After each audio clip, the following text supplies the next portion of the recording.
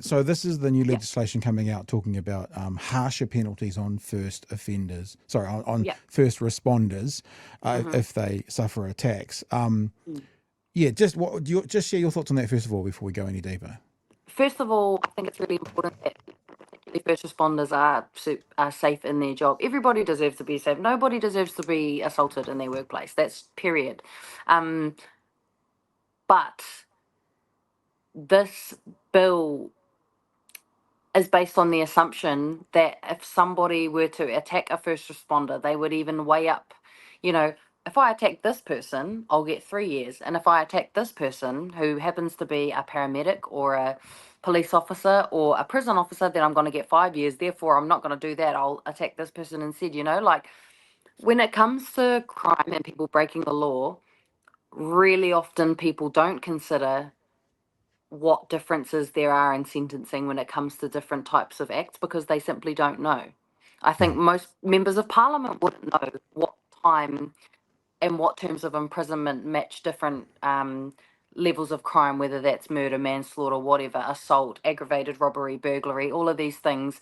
Most people don't understand the complexities around sentencing in terms of imprisonment. So it relies on that assumption that people think that there will be a bigger punishment, which people don't know because people don't think that they'll get caught for crime.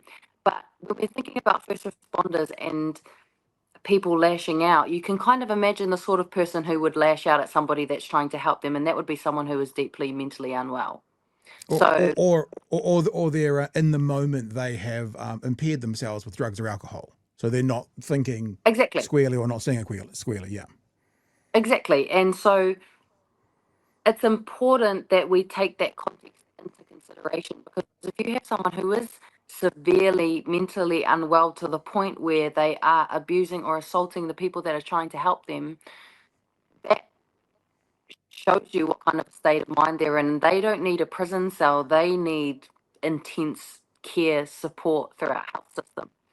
And so, yeah, matching that with longer jail sentences and longer terms of imprisonment is not going to keep people safer. But there are a number of other ways to keep people safer and make their working conditions better so that they are not in dangerous situations as well. But I know that the government is not interested in those more proactive, preventative ways of keeping our community safe.